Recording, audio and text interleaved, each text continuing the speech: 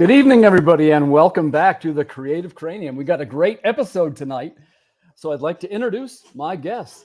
Please say hello to Mr. Dan Barlow and Jeffrey Haas. Good evening, guys. Good evening. Hey, welcome to the show. I'm so excited to talk to you tonight. We got a great topic, and this week Kickstarter announced that they're going to be doing sort of I guess it's easiest to say there's going to be some enhancements for video content. And I guess now more than ever, we're noticing that it's critically important to include video in our promotions. So without further ado, let's jump right into this meaty topic. So Dan, with all the projects you have going on, what do you use in terms of video for your promotions? Well, for my, not the current campaign, but the last campaign, I did a quick video kind of trailer for the book. I didn't really get much feedback on it. I had some people said they liked it, but I don't think it brought any traffic in, any new readers. So, well, what are we talking about here? What exactly did you make? It was just like a 2-minute trailer about the book that I had in the campaign, and then other than that, it was just I didn't link any videos, any podcasts or anything like that in Kickstarter this last. And what kind of video are we talking? This is like art samples with some music, that type of thing? Yeah, exactly. Just art from the book, some music. So. Okay, perfect. Hey, and by the way, where did you come up with the music for it? It was with the program I used.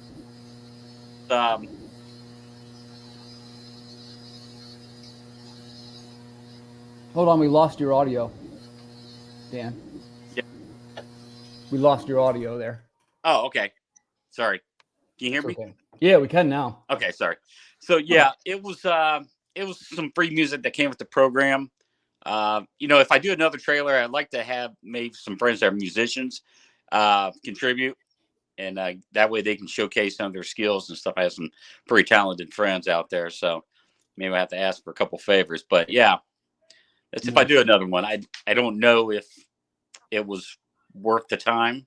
It was fun, but no one ever said, "Hey, I saw your trailer, so it made me look at your campaign a little bit deeper," or anything like that. Right.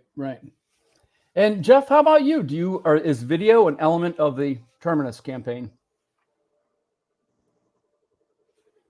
You got to turn your mic on, bro. Yeah, I'm trying to keep the buzz from the background, so I got it. But anyway, I used Wondershare Filmora, and I made like a little video for a little trailer for the campaign. I mean, it's not like it's expert level, but it's much cheaper than expert level for me. But I don't know if it changes things too much. I mean, there might be like a subconscious kind of thing where if it looks more professional, someone might just view you a little more professional. I'm not sure. But consider how many people click the video and how many people are backing, I'm not sure it's making that big of a difference. I think it just gives you a better appearance. It makes you look maybe slightly more professional, maybe, but I don't think it really makes anyone buy the book. What software are you using to make the video? It's called Wondershare Filmora. It's the same thing I use to edit my podcast. So there's little things you can do with graphics. I mean, it's not like Photoshop where you can make it look really fancy. I mean, eventually that's what I'm gonna have to upgrade to. But it's, it does a little bit. It tells the story. It looks semi-decent, professional, but obviously it doesn't have some of the bells and whistles of a true professional level video editing. Gotcha. And speaking of video editors, let's move into that category. So, Dan, would you consider having a video professionally made for your project? I thought about it. If I had larger campaigns, right now my campaigns have been pretty small, less than $1,000. So I'm thinking if I happen to get on a bigger project, a bigger budget, I would pretty much consider using one. So I try to keep the cost down as much as possible.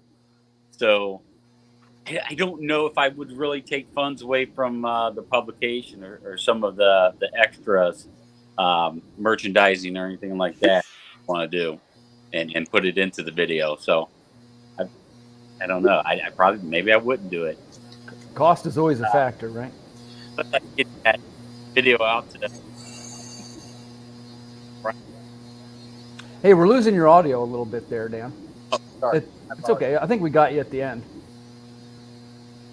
And Jeff, how about you? Are Turn you off a some fan stuff. of the professional video editing? Or I've done it before. I paid someone. I can't remember how much it was. Maybe $250, $300. They made a professional video for a campaign before I got into being a publicist, things of that nature. I don't think it did anything. The campaign wasn't any better than what I'm currently doing, and the profit margin for a Kickstarter is so small. I mean, once you give the the rewards away, you pay for all that. You're talking dollars per backer. I mean, to throw in another $250 is basically just to push what your minimum is further, making it more difficult to complete. And like I said, I don't think it really moves the needle that much. Maybe it moves perception slightly, but I don't think it moves the needle. I don't think it's something I would rather eventually invest in Photoshop and learn to make my own than pay somebody else to do it for me. okay, I'm a believer in. I use the iMovie for the Mac users. Mm. It's a pretty easy way to clip a video together. I mean, so it's very user friendly then. Yeah, I'm a Mac user, so I like the drag and drop type of features. That's iMovie, and you can essentially shoot the whole thing with your iPhone, so it's kind of idiot proof, as I like to say. I don't know, Dan, are you a fan of, or do you use? First off, do you have a YouTube channel? No, I don't. I'm pretty behind on. I don't even have a website. I just got a Facebook page for Mind Grind Comics right now, and that's about it. Hey, you got a website? That's the But litmus test, right? Yeah. Gotcha. And So, Jeff, I know you have one. How's yours mixed- going? I actually don't have a website, actually.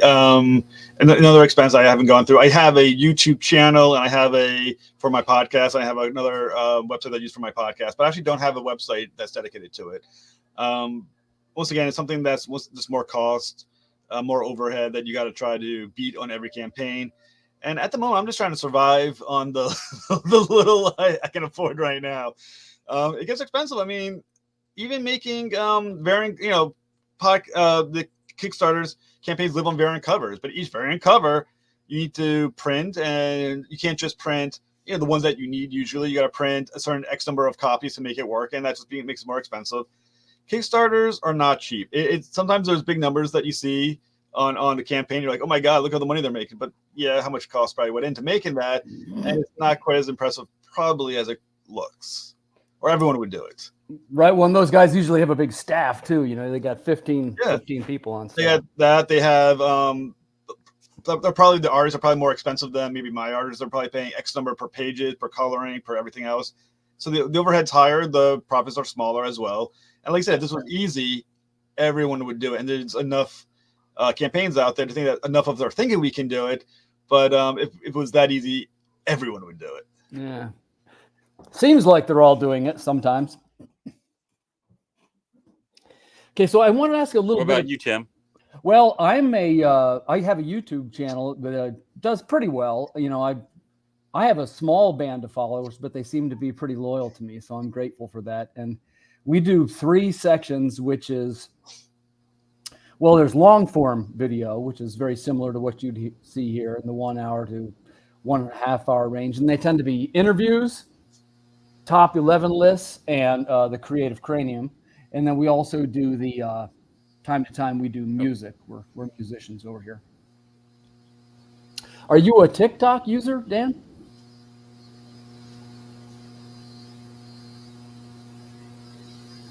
You know what? No, I'm not actually. My daughters get out that they think I should be using TikTok to take advantage of platform and promote my book through. But I just kind of with it. I normally just focus so much on the book itself because I write it, I do the artwork, and so for the most part, I'm mostly a one-man show. I get a little bit of help here and there, and I color the front cover and do the but so anything outside of that really just I'd have to learn it, in a way in order to have it look professional somewhat and not look like an idiot on TikTok. I think it'd probably be easy for me to, trip over myself on TikTok. I think on TikTok it's okay if you do look like an idiot a little bit. At least it seems to be okay. Well, I was gonna say TikTok. I do have a TikTok, and I use it mostly for my podcast, a little for the comic book. But I will say it's tough. It's tough out there. You basically have about maybe 10 seconds of usable viewing that you get on your podcast. On your TikTok, and again, it's just another step because your link doesn't quite work well to your Kickstarter. So you have to get someone to like it enough that they copy and paste your link, go on the website, and then click and try to look that way. And I've always said any barrier between you and the purchasing of your book is a reason for someone not to buy. And even that one little extra step is that little one step too far that someone's not going to back your book. So I'll say TikTok. It's nice. You may get a little people familiar with you, maybe get your name out there a little bit, but it's not selling your book. It may sell you a little bit, but it's not selling your book. So it's another couple of steps away from probably hitting the ultimate goal that you want to get to. That's a good way to put it. People have mentioned numerous times that, there's an element of getting to know the creator that buyers really like. I talk about that a lot. Dan, do you do anything as far as what is your preferred method to reach your backers?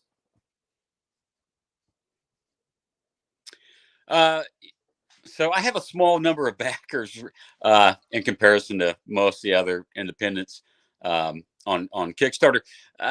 Here, mostly, it's just been posting through Facebook. Every once in a while, I use X, and but I don't have a large audience on X. So I think really it's just the ground tactics of hitting comic book shops and trying to go to shows when you can.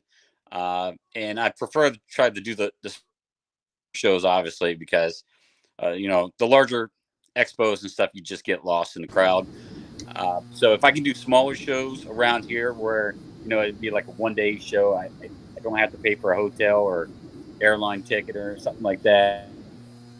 That's try to stay budget friendly and do it that way. So yeah, that's pretty much been about it. Just trying to make face-to-face connections with people and show them the product up front and see what they think. It's a good way. Jeff, how about you? How do you reach out? I scream loudly into the void. I hope someone hears me. For me, X used to be a great way of getting your word out there about your book. I haven't gotten the reach I used to have in a long time on X, since it's been X versus Twitter. Facebook has been the best for me as far as getting my name out there. I post to many groups all the time. That seems to trickle in every so often, a few followers here and there. Blue Sky never quite hit its potential, I think, for when it started. Reddit. Yeah, that was one that I just couldn't seem to click with. The Blue Sky, and that was one of them, and Threads was the other one. Yeah. I just could never. Are we hosting the show? Well, yeah. I was going to keep talking and just fill dead space. I also I saw Hive never was anything. Was for a little while before they kind of like glitched and then they died. Spoutable never quite made it to anything. Now, go ahead. Hey, I was going to ask Jeff. So on Facebook, what other groups besides comic book groups do you try to push it through? Do you do the ads? I did the ad recently for this one. I spent $15. I got 600 likes, 0 backers. Out of 600 likes, 0 backers came from that, so 600. I've always said, because I'm a publicist, for indie comic books as well, I help people market their own stuff. And I've always spoke against marketing through Facebook ads. I always find it to be a waste of money, but because it was my money this time, I figured, what the hell, waste my own money, and maybe that the little drop in the ocean will make it.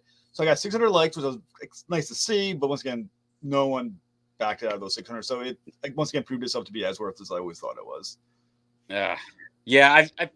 I've teetered with taking out a Facebook ad, but I just never pulled that trigger on it because I just figured I didn't know if a market to the same comic book crowd that I'm already part of, like some of the group chats and stuff like that.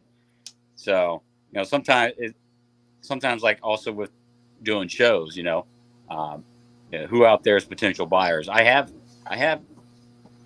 found some backers from doing podcasts here and there. Some people have discovered my stuff and they backed the book, which is nice. So that's also been helpful. But yeah. I would say for his conventions, I agree with you though. The big conventions are worthless. I mean, $400 for a table for comic book, $5. You're not gonna sell 80 copies at a huge convention, even in 3 days. You're probably not gonna with the size of those conventions. But the small convention, it's an interesting balance. It's versus the covering cost of your table, covering the cost of the book. I think it's great to get your name out there, but I wonder what the calculus is on how on the profitability. I know some people kill it. Some people are those like carnival barkers that are like screaming and waving and standing. And I'm not that guy. I've had some good ones. Plastic City Comic Con I do around my area. That's always been a good one. Where I live in Rhode Island is only a few, like in Mass, like an hour or so away. So I've done a couple of them a year, but I don't do enough. I think utilize them. You're Go ahead. You're on the East Coast then. Yeah, I'm Rhode Island. So there's really, believe it or not, there's no Rhode Island Comic Con other than the one big one. That's it. There's none actually in state. So you either gotta go an hour and a half deep into Mass usually to get to one, or you would have to go to 1 or 2 that are in Connecticut, which is also about an hour and a half. There's only one in Rhode Island, and it's the big one, and it's one of those that are like $400 tables and shit like that. It's not worth it. Wow. Yeah, that's just crazy. I can't pay more than $100 to $150 for a table. Starting out, I don't have enough product to sell to justify the cost of some of the tables that they want. So at $100, $150 a table, is it consistent that you are hitting your goals when you get to the tables? Because I find it's sometimes it's all or nothing. Like sometimes you do really well, or I get like nothing out of it. How are you finding them? I've done a couple of shows where I did practically very little, a handful of sales, and then with the first issue a couple of years ago when that dropped, when I did the show, it was pretty good. I mean, I came out ahead a couple hundred, but that's also because it's kind of local, so I had friends and family swing by, get copies.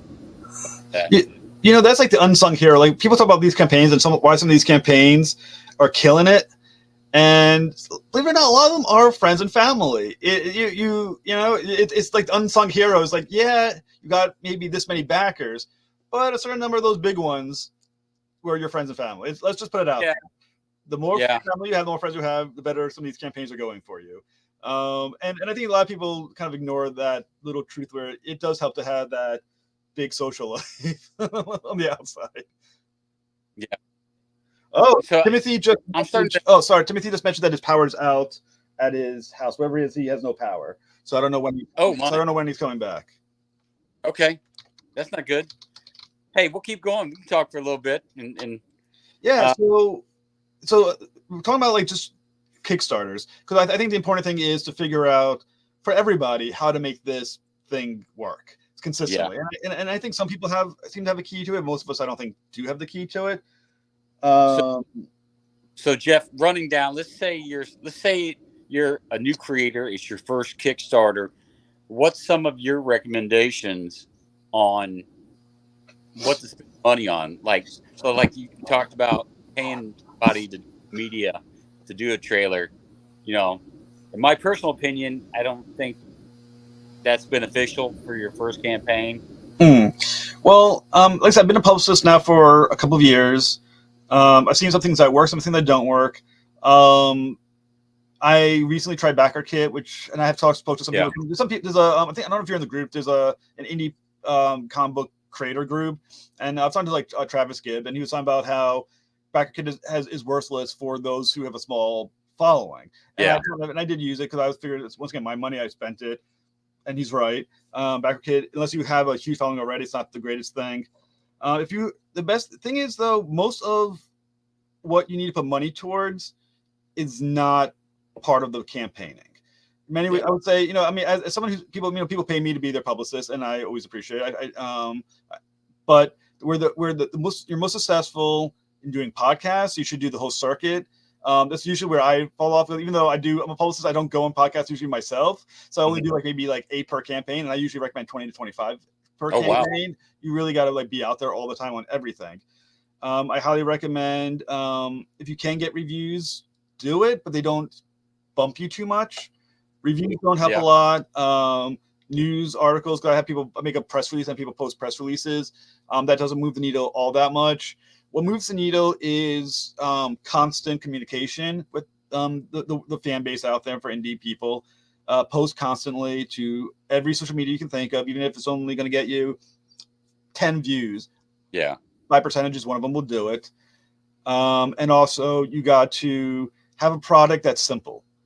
The simpler the product, like I did one earlier, one for a Frankenstein, the Unconquered, for Wells Thompson, a couple of others. It's a very simple cover. It was this guy who looked scary as hell on a cover with Frankenstein the Unconquered. It was a very simple image for people to understand. It's a horror comic by looking at it. You can immediately tell the level of violence going to be involved, and the title explain everything there is. Just keep it simple, stupid. It works the best. Yeah. Well, what do you think? I agree with that formula. I also think that if this is going to be your first campaign and you don't have a bunch of backers, you're trying to accrue those backers during the campaign and stuff, that keep one of the things with keeping it simple is just do one cover. You don't need to have 5 variants, because it's not. Sometimes you're not going to get someone that wants to collect all your variant covers, unless it's not safe for work. And some people are into that kind of thing. They got to have every naughty cover they can get their hands on. I would say I'm having been a part of Kickstarter for a while as a publicist. I will say those nude variants, naughty variants, obviously sell well, but I don't want to do them for my book. I don't know how you feel about it, but I feel like that's cheap. I know some people are all into it, but I find like a cheap way to make a sale. Yeah, it's tempting. It's tempting because when you see some of these campaigns that they're posting up and how much money they're bringing in, like, man, it'd be nice to hit those levels. Yeah. But then again, I have a wife and a couple of daughters that I'd have to do some explaining, Well, and it's also just I think I don't have a lot of backers for my book right now. I have 34 backers for my book. I would love to get it. My first one had 63, so one has 34 so far. I'd love to get the backers up, but do I want to do something that I feel is not worthy of my book or of me? And I find kind of like a naughty cover kind of is that same way, where it's sort of like it's nice to make the money on it, but is it you that's sold? Is it the book that's sold, or is it the cover that's sold? And is that really what you want to do? And that's kind of how I feel about it. Though I will say I've done the 6 variants for this book, and I will agree with you 100%. It's not worth doing 6 again, from primarily because I have people buying 6 each of each individual book, and each book has to be printed individually, and each one has a certain print count for them to even do it. So it actually could end up being more expensive to print than I'm actually getting back from this. So I would say I've learned the lesson on this campaign. Do not do that again. Yeah, I had something similar to that, where I had 3 covers for the latest, and I did one of the covers was an X-Men tribute cover, the Jim Lee piece. And that got the best response from everybody. So everyone wanted that, and no one really wanted the other 2. So I was just like, well, I just paid out a little bit of money to have someone color some artwork that really no one wanted. So that's how it felt. So yeah, it's sort of like playing at the casino. Yeah, like you're playing Russian roulette. You have a certain colors that you can put your money down on. You're guessing which one's going to work. I did a Star Wars cover for this one, a Star Wars homage cover with my character. It's from one of the posters of the original New Hope, and I must admit I love the cover. It looked to me, I was like, oh my god, this is beautiful. It's perfect. 0 backing. I ended up paying I think $300 for that cover, and it had 0 backing, though one person did all 6 covers. So now I have to produce $100 worth of comic book of this issue that no one, because of someone bought all 6. Mm-hmm. So I will say, you never know. I thought that was my slam dunk. I was like, this one's gonna kill it, and apparently I bet wrong. I bet on the wrong color, and I'm apparently I may owe the casino some money at the end. So media wise. So, and I don't know if maybe this, if Tim would have brought this up if he was here. So doing the shows, are you finding new readers from doing all the podcasts and all the shows when you do the circuit? I don't know about you, but I find this you make more money from the host than you do from the guest. I've had a lot of hosts dropping up some money. Usually, my tiers start at like $2, so they'll usually just tip of the hat, $2 to get a digital copy of something. But I think the podcast is just good. I think I believe in the power of the subconscious. As far as if someone sees you in your book and hears about it enough times, when they go on Kickstarter, it just seems familiar to them, so they're more likely to make the purchase. I don't know how you feel. Yeah, it kind of feels like I got some backers, but it also kind of felt like when I do a show, and I love doing it. I love making contacts and meeting other creators because it helps me keep on. And so that's one of the big benefits. But I don't know if the people that listen to some of these shows and podcasts they're not comic book creators, but they're comic book enthusiasts who like to get books. I did do Sketch Up with Mug and I'm trying to think of her the other guy, Mel, and that was a great show. That was a fun show. We did art live, and there was an auction, and people bought artwork, and so that was really cool. So the guy that bought my artwork also backed my latest campaign, which was a nice follow up, and I was real happy with that. So that's one of those things. So yeah, I like doing the shows. I don't, like I said, it'd be great if we had more people discover our work through the show. Sometimes it feels like maybe we're just really chatting with other creators, and that's kind of where it begins and ends. I mean, so I would say there's a balance there as well. I will say though that the help I have received on my campaign has come from the indie community. Chris Michael has been awesome. Dan Price has been awesome. Chris Grant has been hugely helpful. Travis Gibb has given some great advice. But there's a lot of people in the indie community that, at the very least, John Westhoff, I think is the guy's name. He always shares my stuff on Facebook, which is greatly appreciated. And I think the help for the community where the help comes from is from the community. But the biggest gap in recognition is also in the community. What I find as someone I'm a podcaster as well. I do First of the Stars podcast. I interview creatives all the time, actors, movie directors, comic people all the time. And I will say, and a lot of people, and I always book people on podcasts as well. Indie comic books do not get a lot of views.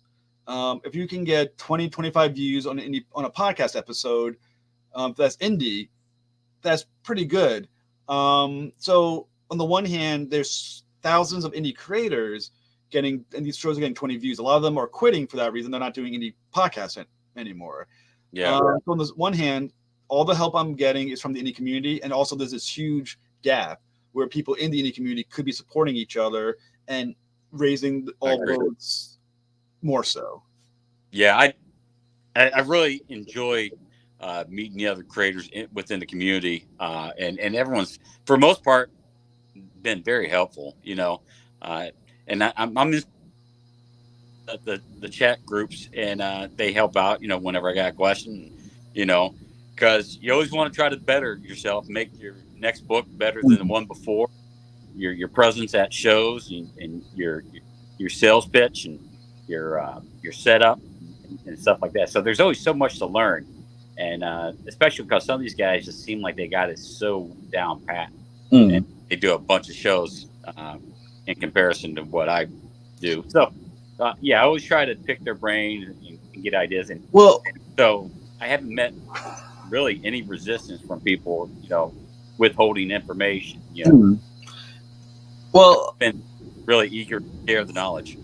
Well, I will say, for the indie community, Chris Grant seems to be like the god of the indie community, the goddess of the indie community. She has such an immense knowledge of how to sell a book and how to maybe not even how to sell a book, but how to develop a page for their book. That is immense.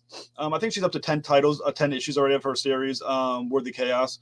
Yes. And the tears that she has are insane. I mean, every time I've interviewed once for my show, and I just like bow down every time she says what her new tear is. I'm just like, Jesus Christ, you're a genius. And she does like 40 shows a freaking book. I don't know how the hell she manages it. It's insane. But if you can find anyone in the community to pick the brain of, I would say number 1, Chris Grant. Number 2 at the moment, Travis Gibb has a great some great information there too. But yeah, Chris Grant, easily the goddess of Kickstarter tears. Yeah.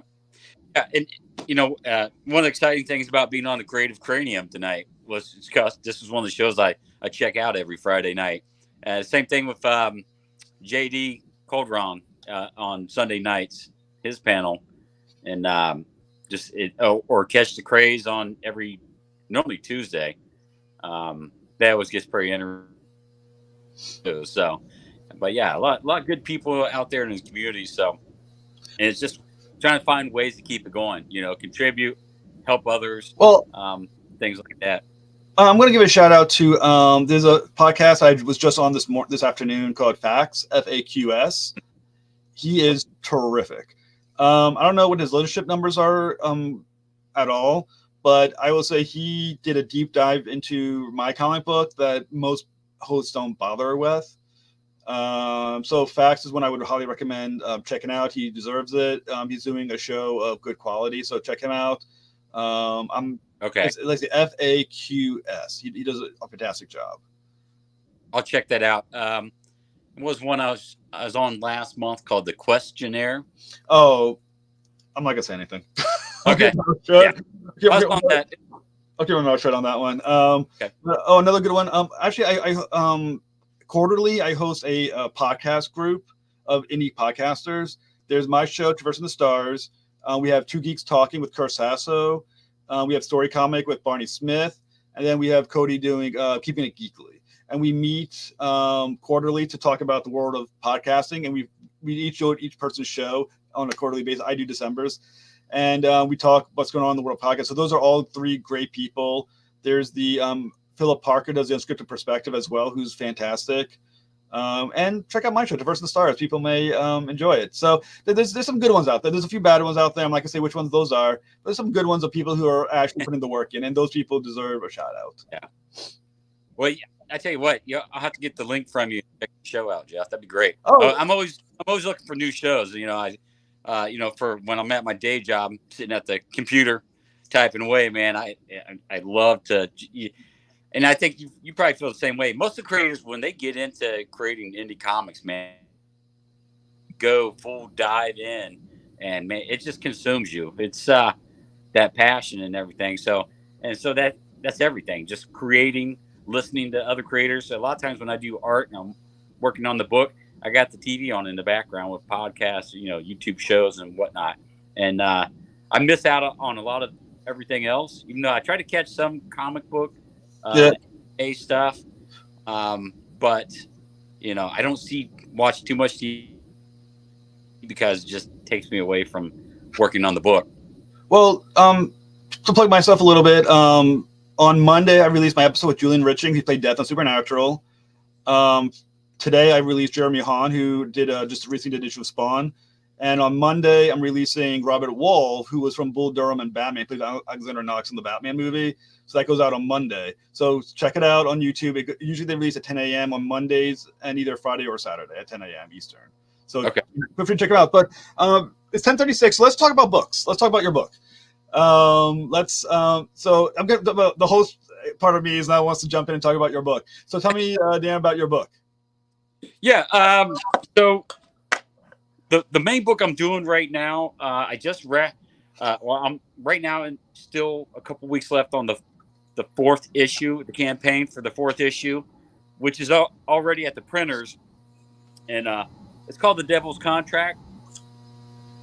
And to sum it up, is a group of bounty hunters with special abilities that are hired to track down creatures of the night and monsters and stuff like that. And so kind of supernatural slash action. That's the first issue cover. Very cool. The second, it's a real nice back cover. It's awesome. That's the third issue.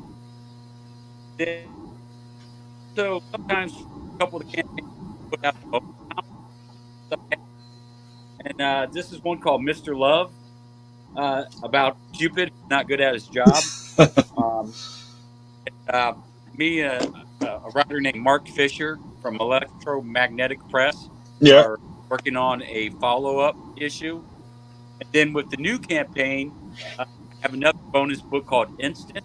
It's like a superhero book, a Flash-like character. And so that's some of the ways I'm trying to reward my backers. A lot of times what I do for the last couple of campaigns is I'll actually cut up my pages and throw in a panel of original art from the book and give it with to all my backers. So let's talk a little about the one that you just mentioned that gets my attention the most is The Devil's Contract. So you said it's bounty hunters. Is it Earth? Is it an Earth-like place? Is it a far-flung future? Well, what's the it's modern day Earth, and the bounty hunters are codenamed. They have code names after the holidays. So, like, one of the bounty hunters is called the Halloween Man, who can talk to ghosts and also make people see ghosts, kind of projects them. Another character is called Saint Pat, and he kind of a thing in with the angel who tells him what to do, and he takes his revenge on sinners and things like that. And then there is Mr. Christmas, and the fourth, who is a sniper. Easter, who actually has like a healing factor, and also the Giver. Wait, I have a quick question for you. You said the Easter guy has a healing factor. Is that a throwback to the idea of Jesus returning on Easter? Yeah. That's awesome. Nice little connection. Yeah. There's I'll have to. She actually makes her debut in issue 5, which I'm currently working on. It's halfway done. And then I have a character called Giver after Thanksgiving, who can, I don't know, like, she can move not with her mind and stuff. And so she's an expert at throwing knives and things like that. And so there's some of that. There's I have about 9-10 different holiday characters. I haven't introduced them all yet.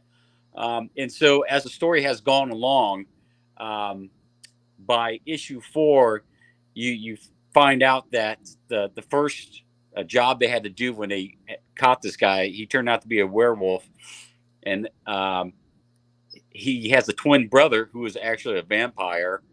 And so there's a love triangle with the two brothers and this girl that they grew up with. And one brother thinks the other one's dead. And so they're going to find out here in issue 5, no, actually issue 6, that, that's not the case. And so now you said one brother is a werewolf, one brother is a vampire. So from a brotherly standpoint, are they still technically brothers, because they're both now separate entities, separate things? So if you still view themselves as brothers? So they're basically not brothers, because the one brother, the vampire, thinks that his brother stole the girl, his true love from him. And so he's kind of like, my brother's dead to me. I'm like, eh. And wait, so, really, huh? yeah. And so, it's going to be pretty interesting. And actually, the guy that hires the bounty hunters to track them used to be a preacher who had a church and all that. And now you find out this dude was corrupt, and he has his own little area, kind of like Epstein Island for the rich, and he's hiring he hired the bounty hunters to track down the brothers and some other monsters and stuff, as you start to find out, because he wants to use them for military contracts and things like that. And so like in issue 4, he actually has the main guy, the main bad guy, this former preacher, actually has his hand in on the human trafficking. Yeah. Issue 4 deals with that, and the character called Saint Pat, the one who has the angel kind of like that he talks to and all that, and everyone thinks he's crazy. He infiltrates the human trafficking ring to take some of these guys out and stuff like that. So a question about the guy with the angel. So obviously there's angels, which it's not too late to assume that there's angels, there's God, right? So these guys are bounty hunters. These are murderers, including St. Patrick. How does that theology play into the fact that they know a God exists, but yet are still doing basically murder? Yeah, so the other bounty hunters, they think that St. Pat's crazy. They think that, he's saying he talks to this angel and tells him everything, but they think that the guy is just, one flew over the cuckoo's nest. And so, but he's good at his job, so they still have ties to him to do his job. While the guy, St. Pat himself, thinks that he's doing God's work, kind of thing, that it's basically his own personal revelation, Armageddon kind of event happening, So the book just sounds fantastic. I like the idea. I like the idea of the angel on the shoulder aspect of it too, and I like that. I like the combination of all the holidays. It's kind of a nice little connection to make with all that too. I thought it was fantastic. Thank you. Yeah, I'll have to send you some PDFs of the series so you get a chance to check them out.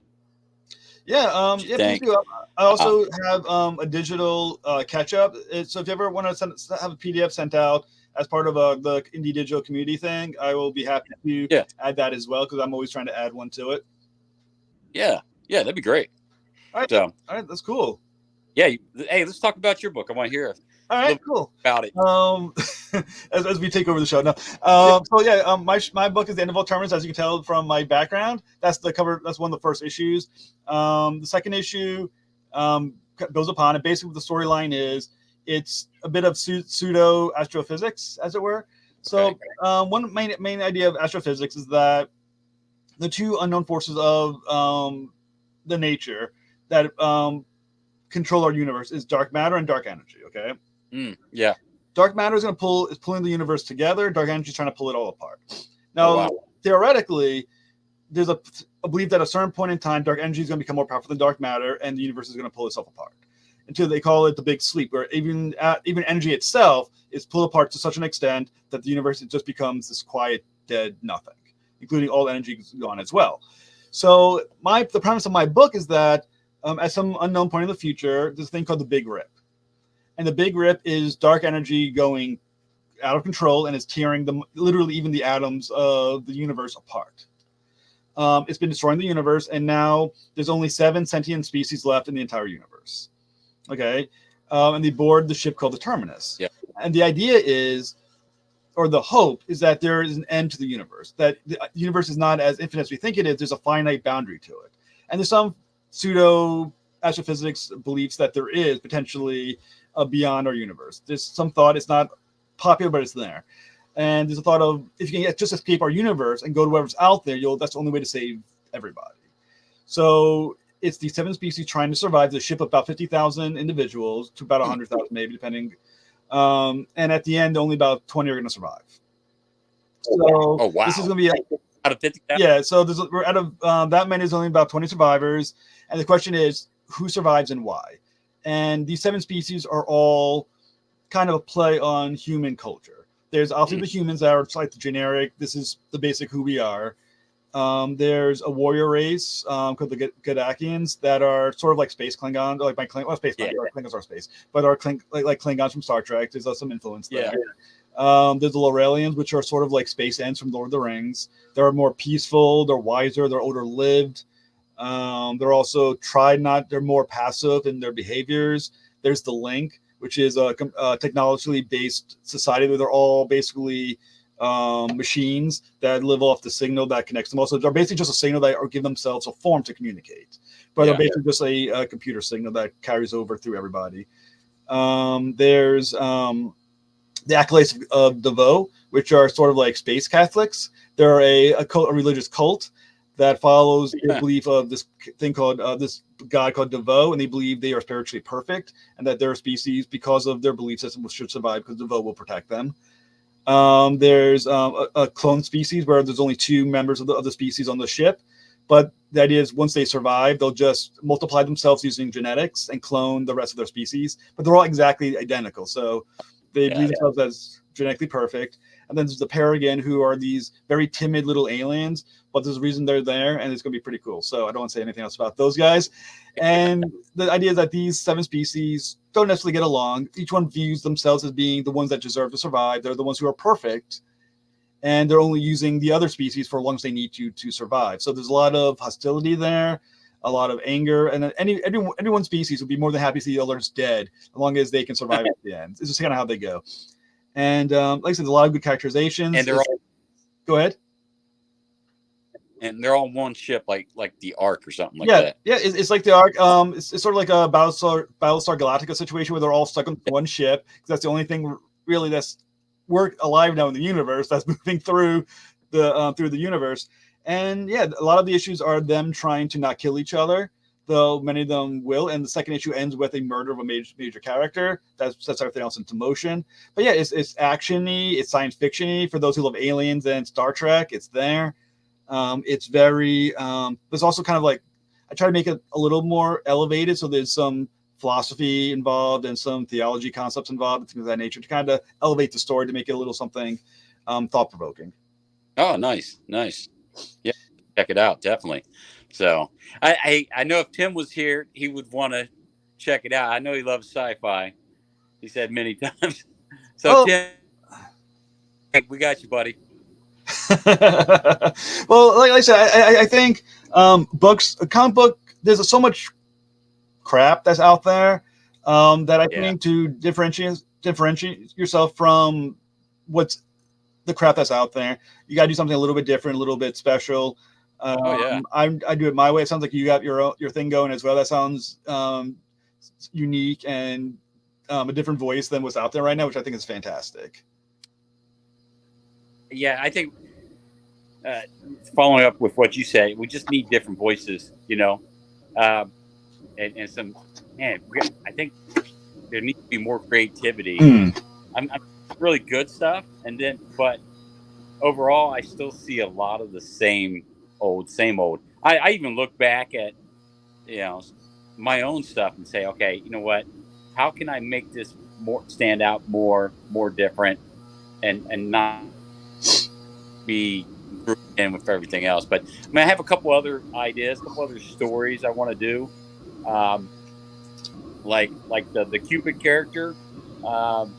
Me and the writer have talked about pairing up with the Grim Reaper, who had to go on the quest to save the world from the ancient god, and so that's one of the books we're talking about doing. But yeah, it's just trying to find time and still keep my main series going. So here's a philosophical question for you. Yeah. Okay, you ready? Do something unique cost you your audience. Doing something that's generic costs the audience because it's one of everything else. Yeah. Where is the line between doing something that stands out as unique versus the safety of having an audience that's already there, but there's also a glut in that audience? Ooh, that's a good question. I think with being an independent creator, I think we had that luxury of being unique and giving it a go. And you know what? You do one book that's a passion project, and close to the best, and or I mean, close to your heart, and something you've been wanting to get out there because you think it's unique. And if it doesn't take off, it with a response, at least it's done. It's you can check it off your list. Because you might be the same way. I have a checklist that continues in my head of stories and projects I want to try to get out there. One of the things I do regret is doing like a mini series. I kind of wish I would start it off with some solo stories at first, but I'll get around to them. It just the story evolving, and I kept adding more the devil's contract. But yeah, I really say, go for your passion project, and I think maybe the crowd will come. I mean, if it's good, if it can stand on its own merits, and word gets out, and yeah. Yeah, I kind of remember what and this actor said. I can't remember who the actor is who said it. They said when you make films, you do one for the art and you do one for the paycheck. And I kind of wonder if comic books could go the way, you do one comic book for the art of it, then you do one comic book for the paycheck. try to make it, try to make your money on it, because let's say the Kickstarter is hard. It's a tough game. This indie comic book is a tough game. Yeah, I think that's why I know we touched on it earlier. Some of the adult themed comics and some of the stuff, it makes it even tougher when you see those campaigns just go like wildfire, and you're like, I want that for my project. I want people to see my stuff, but I don't want to cross that line. And it works for some other creators, and I'm happy for them. I guess. But a lot of those books, I look at the interior pages, and there's not the storytelling that there should be. All these buyers are paying for a real pretty front cover and nothing on the inside. Well, that seems to be a symbol of life society. Very pretty covers, very little on the inside. Really, going back to the '90s with the Bad Girl books, that craze and stuff like that. I never bought those books because there's too much other good stuff out there to get. Yeah, I mean, there's some stuff out there that's legitimately. I mean, I remember the Bad Girl craze. I thought Witchblade actually was quite a good comic book, but it's hard. Yeah, that's probably the only one I'd get. Yeah, but it's hard to differentiate the crap from the good when it's sold that way. We were just like, you just kind of make the assumption of what it is, Yeah, I like the Danger Girl books that J. Scott Campbell did with Wildstorm because of his art. And then once you started reading it, it actually had some adventure, some little Indiana Jones vibe going on to it. So, I think that's what's missing in a lot of books is the adventure.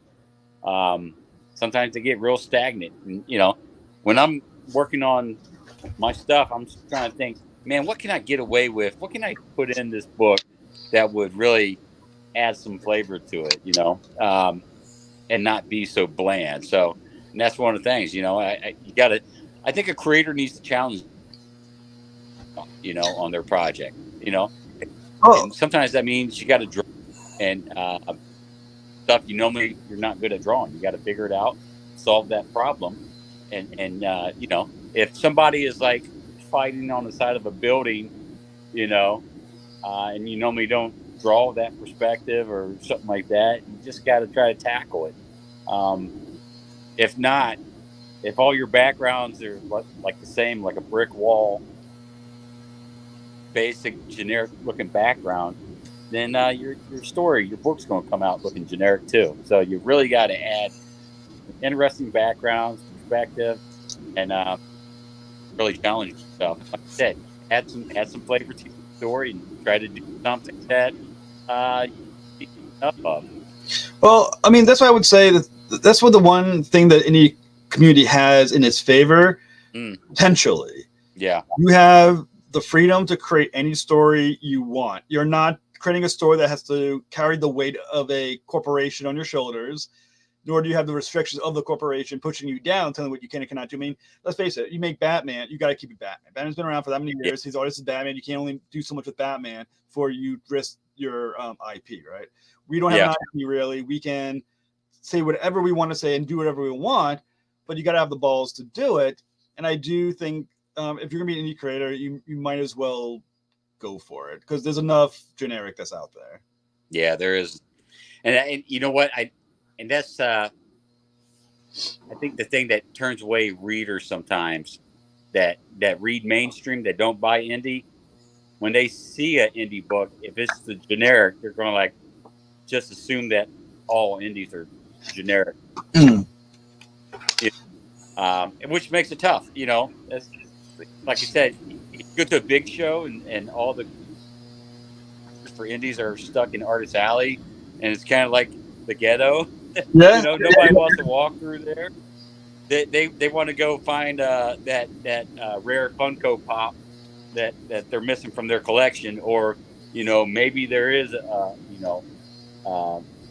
big name Marvel or DC artist there that they're there to see, and that's it. You know, so well, that's where the indie fans come in, comic fans come in. There's a lot of complaining out there, I think, about the big conventions, how they become more like celebrity cons versus comic book conventions. But that being said, how much money is that person who's complaining spending in Artist Alley versus how much money they're giving to one person at the convention who they're, you know, for an autograph, you know, $80, $90, $100, how much you giving to Artist Alley? If the money was coming to Artist Alley, the comic book convention would be focused on Artist Alley. Unfortunately, they're not because people aren't. Yeah. There's now Dayton, Ohio, where I'm from. We have a good comic book show at the convention center, and it's almost all independent comics.